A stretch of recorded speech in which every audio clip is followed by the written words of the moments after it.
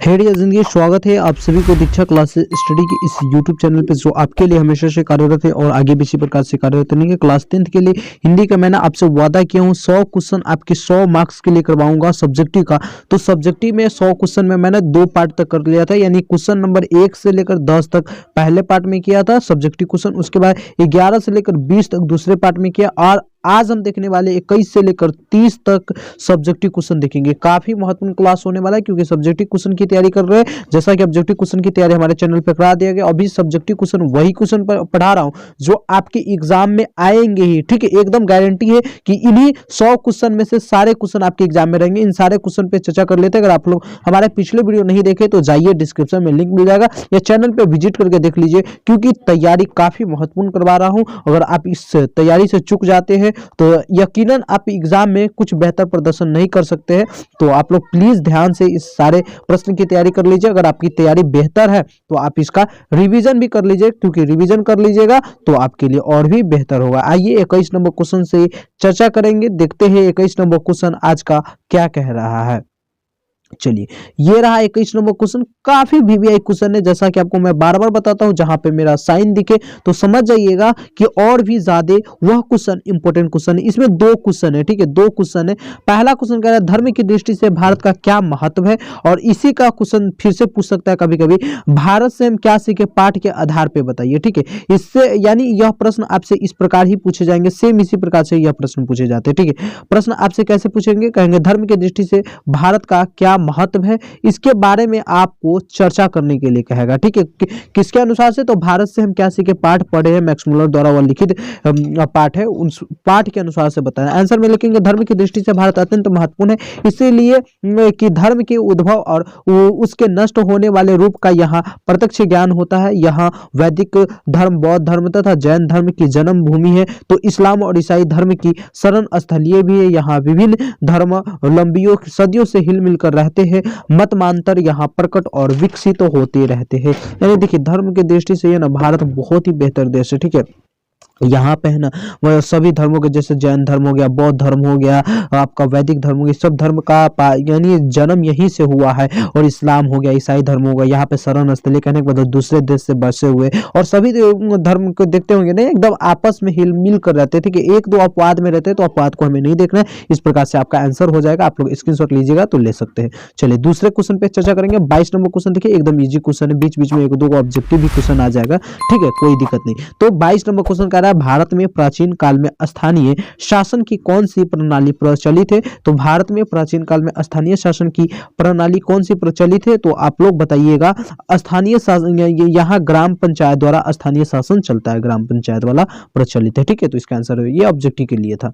आइए अब 23 number question देखेंगे, काफी विवेक क्वेश्चन। यह भी क्वेश्चन कह रहा है मैक्स मुलर ने किन विशेष क्षेत्रों में अभिरुचि रखने वाले के लिए भारत के प्रत्यक्ष ज्ञान आवश्यक बताया। देखिए, कह रहा है कि मैक्स मुलर ने किन विशेष क्षेत्रों में अभिरुचि रखने वालों के लिए भारत के प्रत्यक्ष ज्ञान आवश्यक बताया। आंसर में लिखेंगे मैक्स मुलर ने भूविज्ञान, वनस्पति विज्ञान, जंतु विज्ञान, निर्वंश विधा, पुरातात्विक इतिहास, भाषा आदि विभिन्न क्षेत्रों में अभिरुचि रखने वाले के लिए भारत का प्रत्यक्ष ज्ञान आवश्यक बताया। यानी कहने का मतलब, अगर आपको बेहतर ज्ञान लेना है, भूविज्ञान का बेहतर ज्ञान लेना है, या वनस्पति विज्ञान का, या जंतु विज्ञान का, या निर्वंश विधा का, या पुरातात्विक का, या इतिहास का, अगर आपको बेहतर ज्ञान लेना है तो सबसे पहले भारत का प्रत्यक्ष ज्ञान को आपको प्राप्त करना पड़ेगा। इसीलिए मैक्स मुलर ने प्रत्यक्ष ज्ञान को सबसे महत्वपूर्ण माना है, ठीक है। तो इसका आंसर ये हो जाएगा। आइए अब हम देखेंगे आपके लिए यहाँ पे 24 नंबर क्वेश्चन। काफी वीवीआई क्वेश्चन है, एक वीडियो में हमें 10 वीवीआई क्वेश्चन देखना है। तो चलिए 24 नंबर क्वेश्चन देखते हैं। 24 नंबर क्वेश्चन कह रहा है कि बढ़ते नाखून द्वारा प्राकृतिक मनुष्य को क्या याद दिलाते, यानी जो बढ़ता है नाखून, हमारा नाखून तो हमेशा बढ़ता रहता है, तो यह जो बढ़ता है यह प्राकृतिक मनुष्य को क्या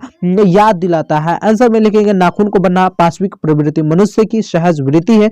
यह मनुष्य को हमेशा याद दिलाता है कि तुम असभ्य युग से सभ्य युग में आ गए हो, लेकिन तुम्हारी सोच मेरी तरह है जो लाख मन से हटाओ पनप ही जाती है। मनुष्य के ईर्ष्या, जरस, हिंसक प्रवृत्ति, क्रोध आदि कभी खत्म होने वाला नहीं है, तभी तो शास्त्रों की होड़ लगी हुई है। नाखून बढ़ते हुए यह याद दिलाती, नाखून बढ़ते हुए यह याद दिलाती कि तुम यानी असभ्य युग से सभ्य युग में तो आ गए हो, लेकिन तुम्हारी सोच बिल्कुल मेरी तरह जो लाख मन से हटाओ फिर भी पनप ही जाती है। मनुष्य की ईर्ष्या, जरस, हिंसक प्रवृत्ति, क्रोध आदि मनुष्य खत्म होने की वाले है, इसलिए यह शास्त्रों की होड़ में लगी हुई है। नाखून बढ़ते हुए यह याद दिलाता है। इस प्रकार से इसका आंसर हो जाएगा। ठीक है, चलिए आप लोगों को अगर पीडीएफ भी चाहिए तो ले सकते हैं हमसे, कोई दिक्कत नहीं है। पीडीएफ आपको मैं फ्री में दे दूंगा। फ्री में पीडीएफ लेने के लिए आपको क्या करना है, 89207132 रुपये मैसेज कीजिएगा। ठीक है, एकदम फ्री में देता हूं। तो अगर आपको अच्छा लगता है हमारा क्लास तो लाइक, सब्सक्राइब एंड शेयर करेंगे, इससे ज्यादा हमें कुछ नहीं चाहिए। ठीक है, क्वेश्चन कह रहा है आपका 25 नंबर, लेखक द्वारा नाखून को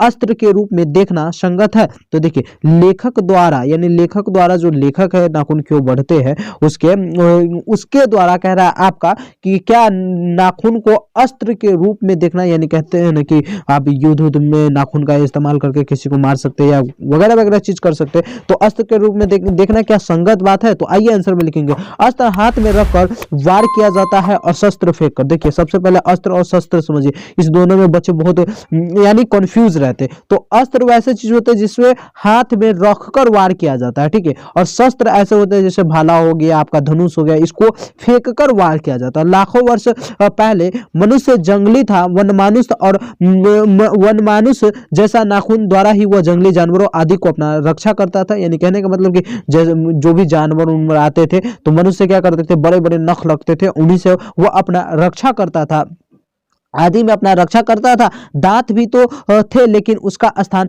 नाखून के बाद था, यानी दांत भी था लेकिन क्या है, नाखून के बाद इसका स्थान आता था, चूंकि नाखून हमारे शरीर का अंग है। इस प्रकार से इसका आंसर हो जाएगा। ठीक है, ये लिख दीजिएगा, आपको पूरा का पूरा नंबर मिल जाएगा। थोड़ा सा और भी है, लिख दीजिए, इसीलिए लेखक मनुष्य को अस्त्र के रूप में देखना सुविधा उचित है, तो ये लिख सकते, स्वरथा उचित मानते, सही है। चलिए आइए 26 नंबर क्वेश्चन देखिए, एकदम वीवीआई क्वेश्चन है। यह भी क्वेश्चन देखिए काफी बार यह क्वेश्चन पूछा गया क्वेश्चन है, पूछा गया क्वेश्चन पे ही ऐसा आपका साइन लगा रहेगा, या इंपोर्टेंट क्वेश्चन रहते उस पर मैं अपना साइन कर देता हूं, ताकि बच्चों को यह ध्यान रहे कि सर साइन किए हुए, इसका मतलब यह क्वेश्चन इंपोर्टेंट है, तो इस पर ध्यान देंगे। ठीक है, देखिए क्वेश्चन क्या कह रहा है, क्वेश्चन आपसे यह भी क्वेश्चन 2-3 भागों में क्वेश्चन पूछ रहा है। सबसे पहले क्वेश्चन को समझिए। क्वेश्चन कह रहा है मनुष्य बार बार नाखून क्यों काटता है, इस प्रकार से भी आपसे क्वेश्चन पूछ सकते हैं उस पर, अथवा नख काटना और उसे नख बढ़ाना और उसे काटना कैसे मनुष्य की सहजातीय वृत्ति है, इनका अभिप्राय क्या है। ठीक है, इसी प्रकार से आपके क्वेश्चन रहेंगे, या तो ये क्वेश्चन पूछ सकते हैं और उसके बाद लिख देंगे इनका अभिप्राय क्या है,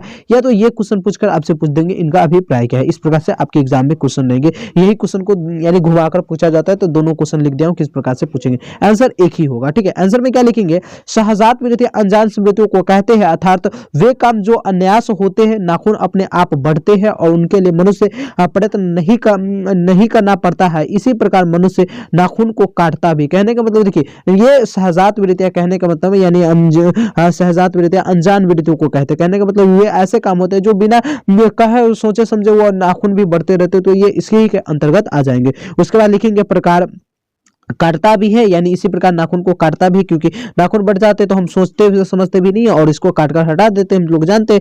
उन दिनों मनुष्य इससे अपनी रक्षा करता था, लेकिन आज युग बहुत आगे निकल गया है, अतः मनुष्य बर्बर युग में इस निशानी को मिटाना चाहता है। नाखून को बढ़ना और कटना यही मनुष्य का अभिप्राय। देखिए कहने का मतलब क्या, यानी पहले ये सही था, नाखून अगर हमारे पास था तो हम लोग इससे यानी अपनी रक्षा करते थे, वगैरह वगैरह चीज करते थे, लेकिन बदलते जमाने के साथ हम लोग कलयुग में जी रहे हैं, तो हम लोग चाहते हैं कि यार नाखून हमसे न बढ़े या न रहे तो बेहतर रहेगा, क्योंकि बार बार कटना अच्छा नहीं लगता है। नाखून आप लोग भी देखते हैं, क्योंकि नाखून में कुछ फंस जाए गलत चीज तो हमको खाते हैं, तो उसके साथ कीटाणु भी अंदर चले जाते हैं, तो ये प्रॉब्लम होता है। आइए 27 नंबर क्वेश्चन आपका कह रहा है, 27 नंबर क्वेश्चन कह रहा है लेखक क्यों पूछता है मनुष्य किस ओर बढ़ रहा है, पशुता की ओर या मनुष्यता की ओर, स्पष्ट कीजिए। देखिए लेखक क्यों पूछता है कि मनुष्य किस ओर बढ़ रहा है, पशुता की ओर यानी जानवर होते जा रहा है, या मनुष्यता की ओर बढ़ रहा है, और ऐसा क्यों पूछता है स्पष्ट करे, यही प्रश्न कह रहा है। आंसर में लिखेंगे काफी भी क्वेश्चन, ये भी क्वेश्चन है। कह रहा है लेखक देखता है कि मनुष्य एक और अपने बर्बर काल के चिन्ह नष्ट करना चाहते हैं, बर्बर काल के निष्ठ यानी वो जो भी पुराने काल का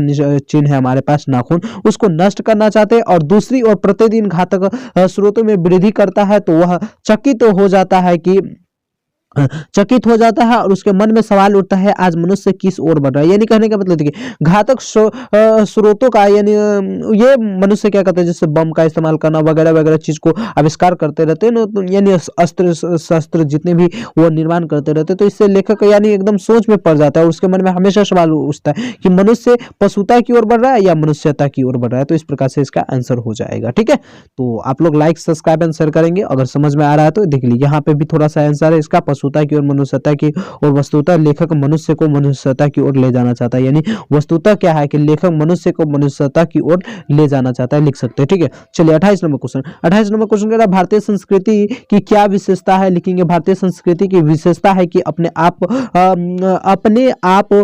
पर लगाया हुआ बंधन, यानी अपने आप पर लगाया हुआ बंधन भारतीय संस्कृति का सबसे बड़ा विशेषता है। चलिए 29 नंबर क्वेश्चन देखिए, यह भी क्वेश्चन एकदम छोटा सा क्वेश्चन है लेकिन बढ़िया सा क्वेश्चन है। क्वेश्चन क्या कह रहा है, मनुष्य का स्वधर्म क्या है, मनुष्य का स्वधर्म क्या है। आंसर में लिखे अपने आप को स्वयं और दूसरे को मनोभावों को स्मार्थ करना मनुष्य का स्वधर्म, यानी अपने आप को भी बेहतर मानना और दूसरे के मनोभावों को समझना ही मनुष्य का सबसे बड़ा स्वधर्म होना चाहिए। ठीक है, चलिए इस वीडियो का लास्ट क्वेश्चन देखेंगे आपके लिए, ये रहा 30 नंबर क्वेश्चन। 30 नंबर क्वेश्चन क्या कह रहा है आपका, देवनागरी में कौन सी भाषाएं लिखी जाती है। आंसर में लिखेंगे देवनागरी में संस्कृत, प्राकृतिक खड़ी बोली की भाषाएं लिखी जाती है। इसके अलावा हिंदी के विविध बोलियां तथा नेपाली और नेवारी भाषा देवनागरी लिपि में लिखी जाती है। आपसे प्रश्न पूछता है कि देवनागरी लिपि में कौन कौन से भाषाएं लिखी जाती है, तो आपको जो जो भाषा याद रहे उसको बेहतरीन तरीका से एग्जाम में लिखिएगा, आपको बेहतर से बेहतर नंबर मिल जाएंगे। ठीक है, तो फिर मिलते हैं अगले वीडियो में, जब तक ले जय हिंद जय भारत। वीडियो कैसा लगा प्लीज कॉमेंट बॉक्स में जरूर बताएं।